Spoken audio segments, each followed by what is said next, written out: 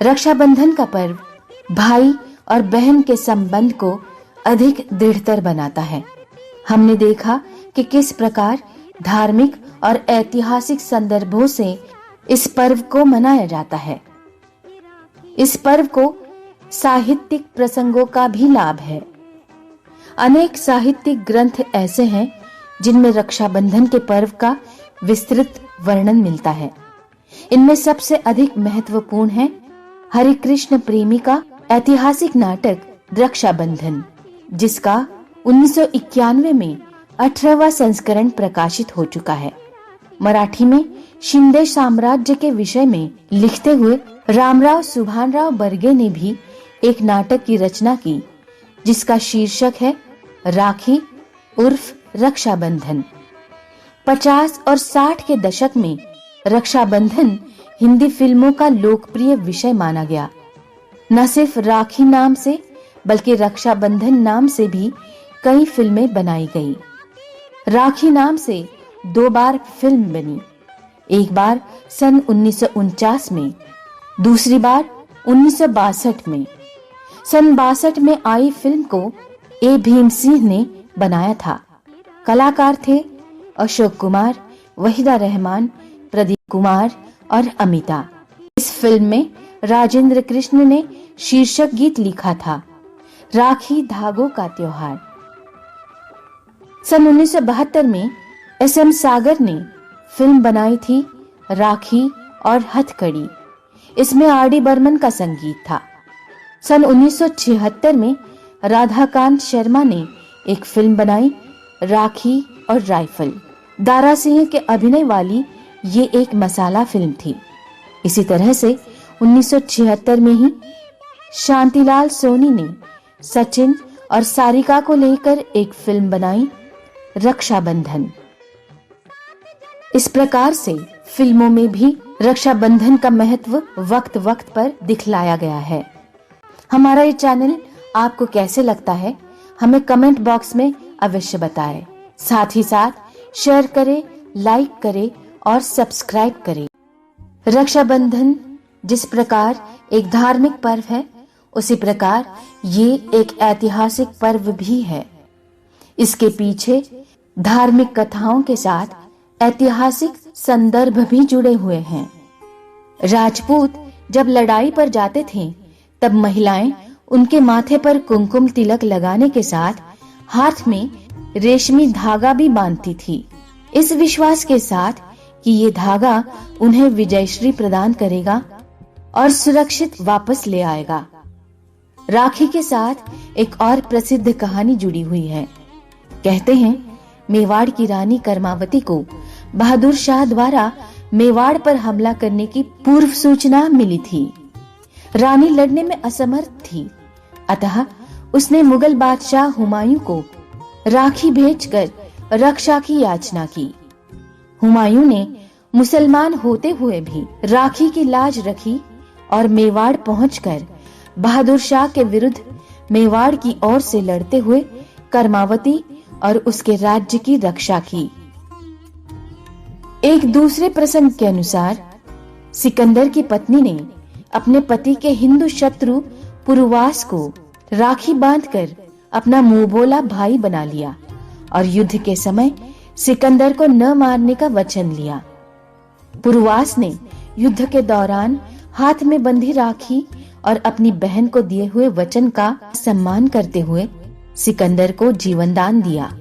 महाभारत में भी इस बात का उल्लेख है कि जब ज्येष्ठ पांडव युधिष्ठिर ने भगवान कृष्ण से पूछा कि मैं सभी संकटों को कैसे पार कर सकता हूँ भगवान, तब भगवान कृष्ण ने उनकी तथा उनकी सेना की रक्षा के लिए राखी का त्योहार मनाने की सलाह दी थी। उनका कहना था कि राखी के इस रेशमी धागे में वो शक्ति है जिससे आप हर आपत्ति से मुक्ति पा सकते हैं।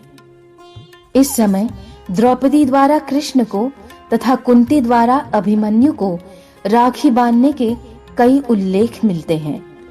महाभारत में ही रक्षाबंधन से संबंधित कृष्ण और द्रौपदी का एक और वृत्तांत भी मिलता है। जब कृष्ण ने सुदर्शन चक्र से शिशुपाल का वध किया तब उनकी तर्जनी में चोट आ गई। द्रौपदी ने उस समय अपनी महंगी साड़ी फाड़कर उनकी उंगली पर पट्टी बांध दी। ये श्रावण मास की पूर्णिमा का ही दिन था। कृष्ण ने इस उपकार का बदला बाद में चीरहरण के समय उनकी साड़ी को बढ़ाकर चुका दिया था। कहते हैं परस्पर एक दूसरे की रक्षा और सहयोग की भावना रक्षाबंधन के पर्व में यही से आरंभ हुई थी। रक्षाबंधन का पर्व पूरे भारतवर्ष में भाई बहन के त्योहार के रूप में मनाया जाता है। राखी का ये त्योहार कब शुरू हुआ ये कोई नहीं जानता, लेकिन भविष्य पुराण में वर्णन मिलता है कि देव और दानवों में जब युद्ध शुरू हुआ तब दानव हावी होते नजर आए। भगवान इंद्र घबराकर बृहस्पति के पास चले गए। वहां बैठी इंद्राणी यानी इंद्र की पत्नी ये सब सुन रही थी। उन्होंने रेशम का धागा मंत्रों की शक्ति से पवित्र करके अपने पति के हाथ पर बांध दिया। संयोग से उस दिन श्रावण पूर्णिमा थी। लोगों का विश्वास है कि इंद्र इस लड़ाई में इसी धागे की मंत्र शक्ति से विजयी हो पाए थे। उसी दिन से श्रावणी पूर्णिमा के दिन ये धागा बांधने की प्रथा चली आ रही है। ये धागा धन, शक्ति, हर्ष और विजय देने में पूरी तरह से समर्थ माना जाता है। ये सूत्र सुरक्षा का सूत्र माना जाता है। इतिहास में कृष्ण और द्रौपदी की कहानी भी प्रसिद्ध है, जिसमें युद्ध के दौरान श्री कृष्ण की उंगली घायल हो गई थी। श्री कृष्ण की घायल उंगली को द्रौपदी ने अपनी साड़ी में से एक टुकड़ा बांध दिया था और उस उपकार के बदले श्री कृष्ण ने द्रौपदी को किसी भी संकट में द्रौपदी की सहायता करने का वचन दिया था। स्कंद पुराण, पद्म पुराण और श्रीमद् भागवत में वामनावतार नामक कथा में रक्षाबंधन का प्रसंग मिलता है। कथा कुछ इस प्रकार है। दानवेंद्र राजा बलि ने जब 100 यज्ञ पूर्ण कर स्वर्ग का राज्य छीनने का प्रयत्न किया तो इंद्र आदि देवताओं ने भगवान विष्णु से प्रार्थना की। तब भगवान वामन अवतार लेकर ब्राह्मण का वेश धारण कर राजा बलि से भिक्षा मांगने पहुंचे। गुरु के मना करने पर भी बलि ने 3 पग भूमि दान कर दी। भगवान ने 3 पग में सारा आकाश, पाताल और धरती नाप कर राजा बलि को रसातल में भेज दिया। इस प्रकार भगवान विष्णु द्वारा बलि राजा के अभिमान को चकनाचूर कर देने के कारण ये त्योहार बलेव नाम से भी प्रसिद्ध है। कहते हैं एक बार बलि रसातल में चला गया, तब बलि ने अपनी भक्ति के बल से भगवान को रात दिन अपने सामने रहने का वचन ले लिया। भगवान के घर ना लौटने से परेशान लक्ष्मी जी को नारद जी ने एक उपाय बताया। उस उपाय का पालन करते हुए लक्ष्मी जी ने राजा बलि के पास जाकर उसे रक्षाबंधन बांधकर अपना भाई बनाया और अपने पति अपने साथ ले आई। उस दिन श्रावण मास की पूर्णिमा तिथि थी।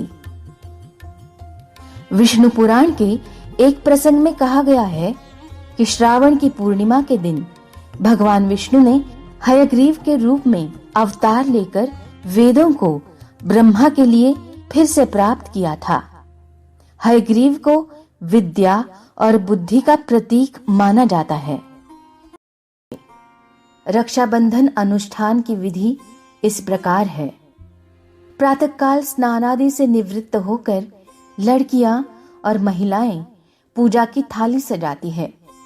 थाली में राखी के साथ रोली, हल्दी, चावल, दीपक, मिठाई और कुछ पैसे भी रखे जाते हैं। लड़के और पुरुष तैयार होकर टीका करवाने के लिए पूजा या किसी उपयुक्त स्थान पर बैठ जाते हैं। पहले अभिष्ट देवता की पूजा की जाती है। उसके उपरांत रोली या हल्दी से भाई का टीका करके चावल को टीके पर लगाया जाता है और सिर पर छिड़का जाता है। उसकी आरती उतारी जाती है। दाहिनी कलाई पर राखी बांधी जाती है और पैसों से न्यौछावर करके उन्हें गरीबों में बांट दिया जाता है। भारत के अनेकों प्रांतों में भाई के कान के ऊपर भोजली या भुजरियां लगाने की प्रथा भी है। भाई बहन को उपहार या धन देता है। इस प्रकार रक्षाबंधन के अनुष्ठान को पूरा करने के पश्चात भोजन किया जाता है। प्रत्येक पर्व की तरह आमतौर पर दोपहर का भोजन महत्वपूर्ण होता है और रक्षाबंधन का अनुष्ठान पूरा होने तक बहनों द्वारा व्रत रखने की भी परंपरा है। पुरोहित तथा आचार्य सुबह सुबह यजमानों के घर पहुंचकर उन्हें राखी बांधते हैं और बदले में धन, वस्त्र और भोजन आदि प्राप्त करते हैं। ये पर्व भारतीय समाज में इतनी व्यापकता और गहराई से समाया हुआ है कि इसका सामाजिक महत्व तो है ही, धर्म, पुराण, इतिहास, साहित्य और फिल्मों में भी इसका महत्व अत्यधिक है। रक्षाबंधन एक हिंदू और जैन त्योहार है जो प्रतिवर्ष श्रावण मास की पूर्णिमा के दिन मनाया जाता है। श्रावण यानी सावन में मनाए जाने के कारण इसे श्रावणी या सावनी या सलूनों के नाम से भी जानते हैं। रक्षाबंधन में राखी या रक्षा सूत्र का सबसे अधिक महत्व है। राखी कच्चे सूत जैसे सस्ती वस्तु से लेकर रंगीन कलावे, रेशमी धागे तथा सोने या चांदी जैसी महंगी वस्तु तक हो सकती है। रक्षाबंधन भाई बहन के रिश्ते का प्रसिद्ध त्योहार है। रक्षा का मतलब सुरक्षा करना और बंधन का मतलब बाध्य होना। रक्षाबंधन के दिन बहनें अपने भाइयों की तरक्की के लिए भगवान से प्रार्थना करती है। राखी सामान्यतः बहनें भाई को ही बांधती है, परंतु ब्राह्मणों को, गुरुओं को और परिवार में छोटी लड़कियों द्वारा सम्मानित संबंधियों को, जैसे पुत्री द्वारा पिता को भी राखी बांधी जाती है। कभी कभी सार्वजनिक रूप से किसी नेता या प्रतिष्ठित व्यक्ति को भी राखी बांधी जाती है। रक्षाबंधन के दिन बाजार में कई सारे उपहार बिकते हैं। उपहार और नए कपड़े खरीदने के लिए बाजार में लोगों की सुबह से शाम तक भीड़ दिखाई देती है। घर में मेहमानों का आना जाना रहता है। रक्षाबंधन के दिन भाई अपने बहन को राखी के बदले कुछ उपहार अवश्य देता है। रक्षाबंधन एक ऐसा त्योहार है जो भाई बहन के प्यार को और मजबूत बनाता है। इस त्योहार के दिन सभी परिवार एक हो जाते हैं और राखी, उपहार और मिठाई देकर अपना प्यार साझा करते हैं। अब तो प्रकृति संरक्षण हेतु वृक्षों को राखी बांधने की परंपरा भी प्रारंभ हो चुकी है। हिंदू धर्म के सभी धार्मिक अनुष्ठानों में रक्षा सूत्र बांधते समय कर्मकांडी पंडित या आचार्य संस्कृत में एक श्लोक का उच्चारण करते हैं, जिसमें रक्षाबंधन का संबंध राजा बलि से स्पष्ट रूप से दृष्टिगोचर होता है। भविष्य पुराण के अनुसार इंद्राणी द्वारा निर्मित रक्षा सूत्र को देवगुरु बृहस्पति ने इंद्र के हाथों में बांधते हुए ये स्वस्ति वाचन किया था। येन बद्धो बलिराजा दानवेंद्रो महाबलः तेन त्वामपि बध्नामि रक्षे माचल माचल। इस श्लोक का हिंदी भावार्थ है, जिस रक्षा सूत्र से महान शक्तिशाली दानवेंद्र राजा बलि को बांधा गया, उसी सूत्र से मैं तुझे बांधता हूं। हे रक्षे यानी हे राखी, तुम अडिग रहना, तुम अपने संकल्प से कभी भी विचलित न होना। हमारी ये कथाएं आपको कैसी लगती है हमें कमेंट बॉक्स में अवश्य बताएं। साथ ही साथ शेयर करें, लाइक करें, सब्सक्राइब करें।